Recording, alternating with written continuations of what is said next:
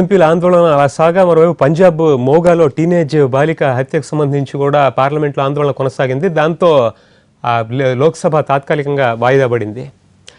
ప్రస్తుతం మీరు చూస్తున్న దృశ్యాల్లోది ఆకాశ్ మిజైల్ సక్సెస్ఫుల్ లాంచ్ నిన్న జరిగిందానికి సంబంధించినటువంటి విజువల్. అది ఆకాశ మార్గంలో శత్రువుల దాడుల్ని తిప్పికొట్టగలిగే ఆకాశ్ క్షిపణిని ఈరోజు సైన్యానికి అప్పగించబోతున్నారు. పూర్తి స్వదేశీ పరిజ్ఞానంతో తయారైన తొలి ఉపరితల క్షిపణి ఇదే. ఇప్పటికే పాకిస్తాన్ చైనా సరిహద్దుల్లో మోహరించారు.